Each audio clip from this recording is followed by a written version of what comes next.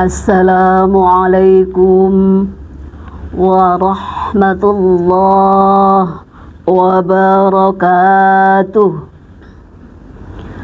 Alhamdulillahilladzi arsala rasulahu bilhuda wa dinil haqq liyuzhirahu 'alad dini kullih. Asyhadu an la ilaha illallah wa asyhadu anna Muhammadar Rasulullah. Allahumma salli wa sallim ala sayyidina Muhammadin wa ala alihi wa ashabihi wa dhurriyyatihi ajma'in. Qala Allah Ta'ala fi kitabihil karim, a'udzu billahi minasy syaithanir rajim. Bismillahirrahmanirrahim. Wa nunazzilu minal qur'ani ma huwa shifaa'un wa rahmatul lil mu'minin wa la yazidul zalimina illa khasara. Amma ba'd.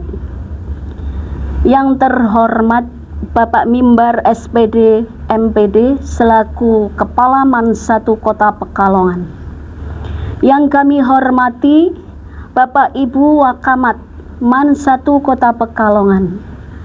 Yang kami hormati Bapak KTU Man 1 Kota Pekalongan. Yang kami hormati seluruh Dewan Guru dan karyawan Man 1 Kota Pekalongan. Dan yang tak ketinggalan, yang kami sayangi dan kami banggakan, anak-anakku, siswa-siswi Man 1 Kota Pekalongan.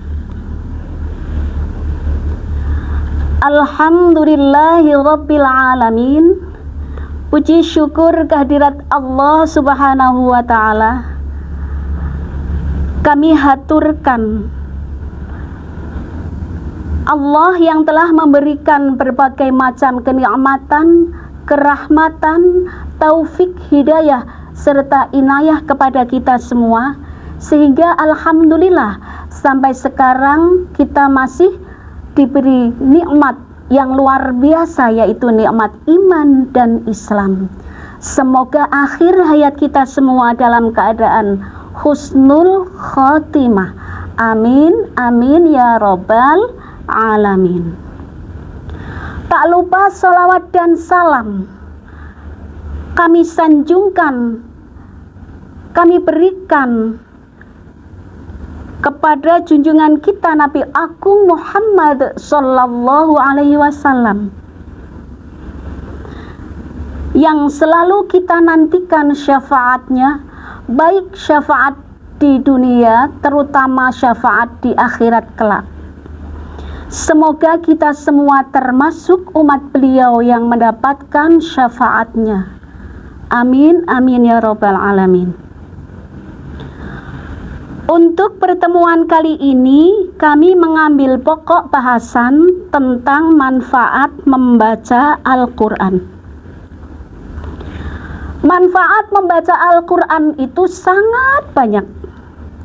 Kali ini Ibu akan mengambil satu ayat dari surat Bani Israil atau surat Al-Isra ayat 82 yang berbunyi, A'udzu billahi minasy syaithanir rajim.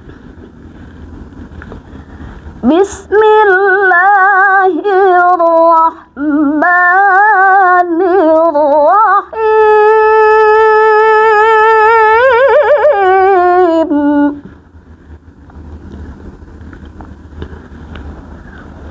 Wa nunazzilu minal qur'ani ma huwa shifaa'un wa rahmatul lil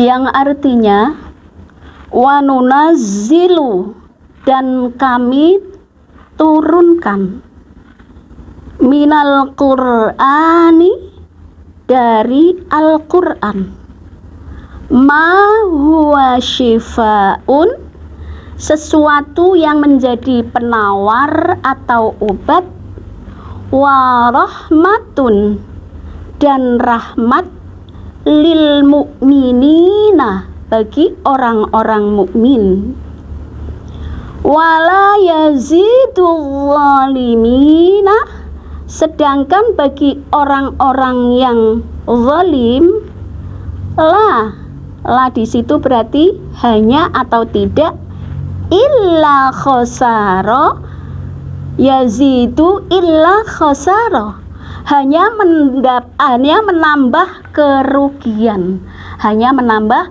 kerugian. Kalau kita orang mukmin, Al-Quran bisa memberikan syifaun, obat, warahmatun, dan rahmat.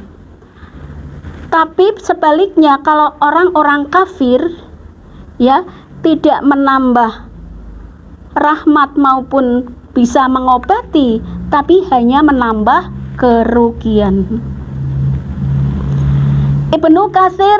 Imam Ibnu Katsir menjelaskan ayat tadi, surat Bani Israil ayat 82, bahwa Al-Quran, fungsi atau manfaat dari Al-Quran dapat menghilangkan segala penyakit yang ada di hati. Contohnya seperti apa? Penyakit-penyakit yang di hati, contohnya seperti kayak syak itu apa? Ragu-ragu ya, ragu-ragu. Mama mau mengerjakan sesuatu, apa ya, was-was gitu ya. Itu insya Allah kalau sering membaca Al-Quran, was-was atau syak tadi akan hilang. Kemudian nifak itu munafik itu apa? Munafik itu dia hati sama omongannya tidak sama. Kemudian syirik itu apa? Menyekutukan Allah. Orang yang sering membaca Al-Quran, orang yang mentadaburi Al-Quran, insya Allah lama-lama akan semakin beriman kepada Allah. Seandainya imannya tadinya masih sedikit-sedikit atau belum tebal, akhirnya imannya juga akan semakin tebal. Kemudian manfaat berikutnya menurut kajian dari Imam Ibnu Katsir ya, penyimpangan dari kebenaran. Jadi dia semakin, intinya hatinya itu merasa semakin mendekat sama Allah, semakin hari semakin tenang, semakin mendekat sama Allah. Kemudian kecenderungan pada keburukan, suudzon itu tidak ada ya. Karena apa? Adanya hanya husnudzon. Itu antara lain manfaat dari Al-Quran. Al-Quran dapat menyembuhkan segala penyakit ya, menyembuhkan segala penyakit. Kalau kita benar-benar yakin karena Allah Subhanahu wa taala, insya Allah dengan Al-Quran semua penyakit akan hilang, kecuali penyakit kematian. Kalau kematian itu kan lain ya, itu memang takdir. Al-Quran juga menjadi rahmat, wa rahmatun lil mu'minin, karena dapat menghasilkan atau mendatangkan keimanan, akan mempertebal keimanan kita. Itu yang namanya rahmat. Kemudian Al-Quran juga bisa memberikan hikmah atau kebijaksanaan, dan Al-Quran juga bisa memberikan dorongan pada kebaikan. Jadi yang tadinya kita itu malas untuk melakukan suatu perbuatan, sama sholatnya juga nanti dan juga puasanya kurang sholatnya kurang khusyuk, puasanya juga masih mamang dan sebagainya. Kalau sering membaca Al-Quran, mentadaburinya, insya Allah dorongan untuk kebaikan itu lebih ya. Orang yang tidak suka beramal, kalau dia itu mentadaburi Al-Quran, insya Allah dalam beramal juga akan semakin ikhlas juga. Kemudian kegembiraan untuk berbuat baik. Jadi dia berbuat baik itu merasa merasa apa nyaman, enjoy, tidak karena manusia ya, tapi karena Allah lillahi ta'ala. Jadi kegembiraan berbuat baiknya itu didasarkan, didorong oleh hatinya. Itu ya, itu yang dimaksud dengan rahmah. Semua itu dapat diraih oleh orang-orang yang beriman pada Al-Quran serta membenarkannya dan mengikuti petunjuk yang ada di dalam Al-Quran. Jadi dia itu beriman, kemudian membenarkan isi yang ada di dalam Al-Quran. Jadi isi Al-Quran itu dia di samping membenarkan, juga dia itu mengikuti. Pertama beriman ya, beriman, percaya ya, beriman bahwa Al-Quran itu adalah dari Allah. Yang kedua membenarkan serta mengikuti petunjuk yang ada di dalamnya. Disuruh sholat, disuruh di situ zakat ya, menjalankan zakat dengan enjoy, dengan kegembiraan. Jadi melakukan amal soleh yang ada di dalam Al-Quran itu penuh dengan kegembiraan, jadi tidak terpaksa. Anak-anakku yang berbahagia, demikian Al-Quran menjadi syifaun atau obat. Sedangkan bagi orang kafir itu sebaliknya. Di situ dikatakan wala yazidul zalimina illa khasara. Sedangkan bagi orang kafir lagi zalim terhadap dirinya sendiri, ketika ia mendengarkan Al-Quran, maka itu hanya menambah pengingkaran dan kekufuran saja, sebagaimana termaktub dalam surat Al-Baqarah. Bismillahirrahmanirrahim. Khatamallahu ala qulubihim wa ala sam'ihim wa ala absarihim ghishawah walahum adzabun azim. Khatamallahu ala qulubihim. Allah telah mengunci mati hatinya orang-orang kafir, itu sudah dikunci. Wa ala sam'ihim, dan juga pendengarannya dikunci mati oleh Allah. Wa ala absarihim, dan juga matanya ya, penglihatannya itu sudah dikunci untuk menerima kebenaran. Isyawatun, itu namanya tertutup ya. Isyawatun itu artinya tertutup. Walahum adzabun azim. Nanti di akhirat dia akan mendapatkan azab yang dahsyat. Itu orang apa tadi? Orang kafir. Berikutnya tafsir Al-Quran atau penafsiran ayat 82 dari surat Al-Isra atau Bani Israil menurut Asy-Syaukani atau Imam Asy-Syaukani. Ada dua pendapat menurut beliau. Yang pertama, bahwa Al-Quran sebagai obat bagi qalbun atau bagi hati, itu apa maksudnya? Adalah untuk menghilangkan kejahilan. Tadine bodoh ya, jahil, bodoh ya, kebodohan. Akhirnya kebodohan itu menjadi lama-lama akan hilang. Kemudian syak atau keraguan-raguan. Kalau dalam Al-Quran kan sudah jelas, dzalikal kitabu la raiba fihi hudal lil muttaqin, gitu ya, hudal lil muttaqin, la raiba fihi, tidak ada keraguan. Jadi kalau kita sering membaca Al-Quran, mentadaburinya, mengamalkannya, insya Allah ragu-ragunya itu sudah tidak ada. Kita semakin ke sana, maka kita akan semakin khusyuk, dan keimanan kita akan mudah-mudahan akan semakin tebal. Berikutnya juga serta penyimpangan tentang hal-hal yang berkaitan dengan wujud Allah. Jadi keimanan kita akan semakin tebal tadi ya. Penyimpangan kita akan Allah, itu sudah semakin kita mentadaburi Al-Quran, membacanya, mentadaburi, menerjemahkannya, dan sebagainya, kita sering membacanya, insya Allah kita akan semakin percaya akan wujudnya Allah. Dan yang kedua, dari segi lahir.